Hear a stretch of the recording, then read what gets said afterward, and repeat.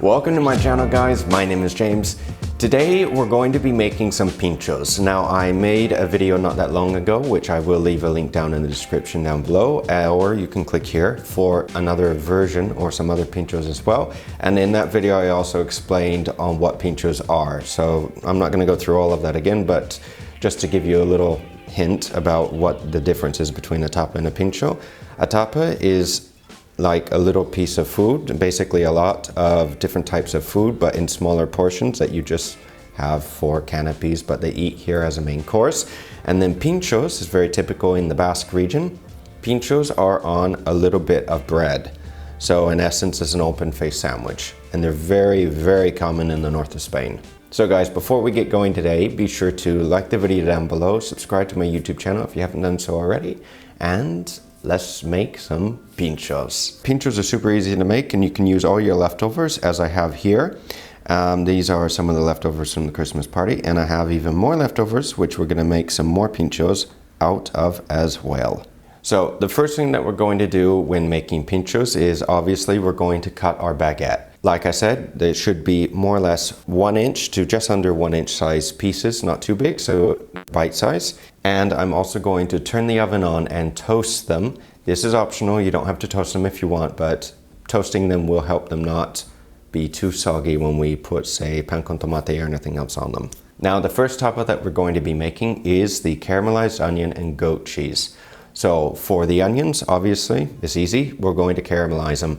I'm going to take a couple onions. I'm going to top and tail, meaning cut the top and the bottom off, cut them in half, peel them, and then I'm going to slice them very thinly in julienne.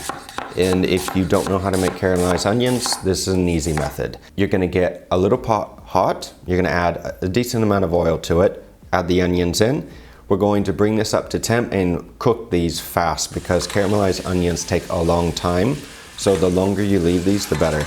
But for the sake of not waiting 6 hours today, we're going to put these on high. And I'm also going to add a little bit of salt to help break these down faster. And once the onions reduce, once they're more translucent, and once they turn a little bit of a brownish color, to start caramelizing, I'm going to add a little bit of white wine, as white wine has a lot of sugar in it. And this will help sweeten the onions as well. Now, it's your choice if you want to caramelize these to the point where they're extremely dark and they have a nice caramelization, or if a little light caramelization is fine.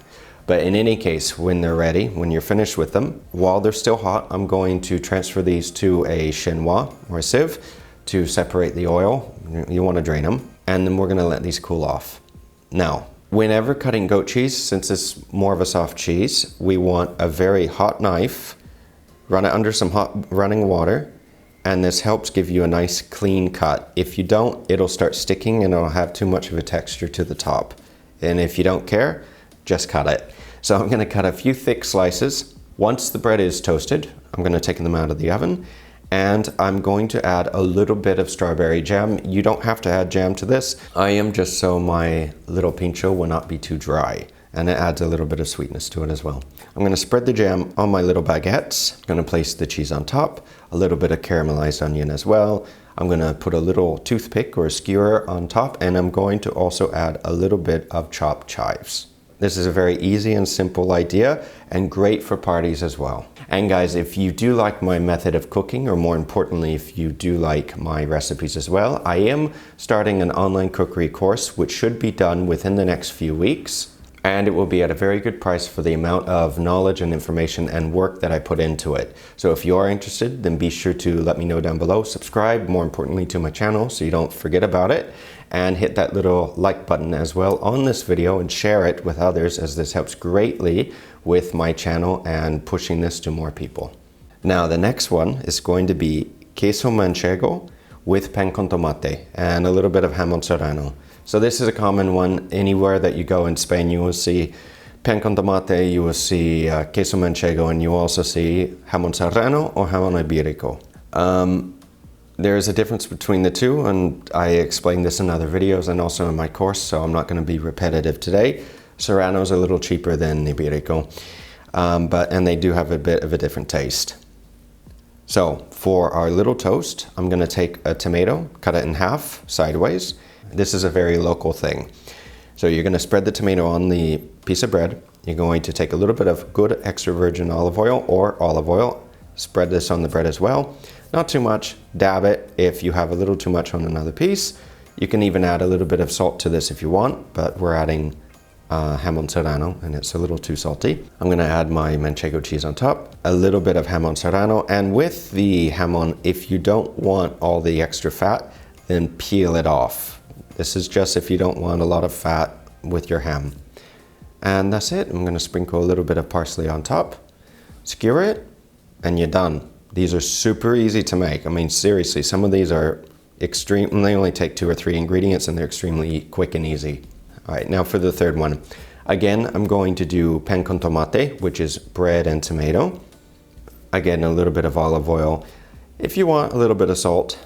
And then I'm going to take a little bit of canned tuna. If you want to make this a little nicer, then I would suggest getting some ventresca, which is tuna belly.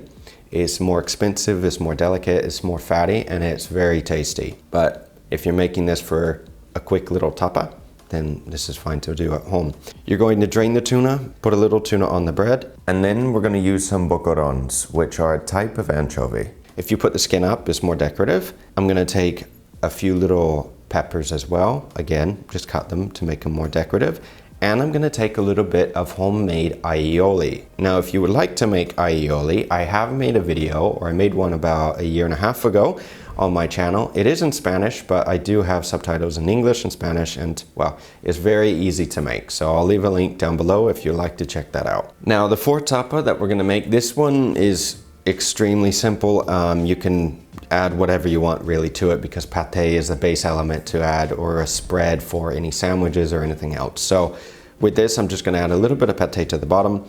If you want to take this to another level, you can add a little bit of foie, but not all of you can obviously get foie gras. I know that in the US foie is outlawed. In Europe it's not, and in France it's the delicacy. So, and even in Spain it's everywhere, so it's easy to find. But in any case, I'm going to take a little bit of pate, spread this on the bottom, and just for decoration I'm going to add a little bit of red peppers, and I'm also going to add some green olives on top. Nothing else. Now if you want, you can add a little bit of cheese to this, a little bit of Jamon Serrano or something else, and it will still be very tasty. Now the last one, again, you have a few options. I have a little bit of avocado left, so I'm going to cut a few pieces and fan them. I'm going to place this on the bottom of my bread, and I didn't toast it, by the way, because I don't want it to be too dry. And you can spread it if you want, it doesn't matter. Then I'm going to take a little bit of smoked salmon. I'm going to roll it to make it a little more elegant.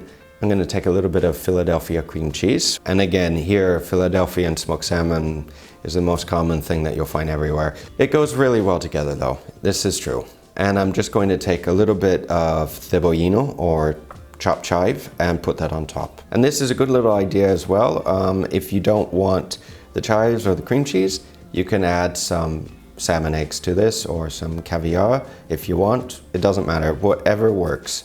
But just to give you guys a few ideas, as sometimes trying to find an idea on what to make for like some pinchos or tapas, or just some easy things for a party, can be quite difficult. So guys, I hope you do enjoy these few little ideas on how to make some pinchos. Again, all of these things are interchangeable, all these items, and a lot of them go well with other things as well. So in other words, whatever leftovers you have from a party or anything else, you can make some easy pinchos out of it. And like I said earlier, I do have another video with some other pinchos as well. So if you would like some more ideas, then I would recommend checking that video out as well. And I will leave that video link in the description down below. So until next week, guys, take care. And if you are interested in learning on how to cook, then be sure to subscribe, hit that like button, share this video with more people, and stay tuned for when my online cookery course comes out. So until then, take care.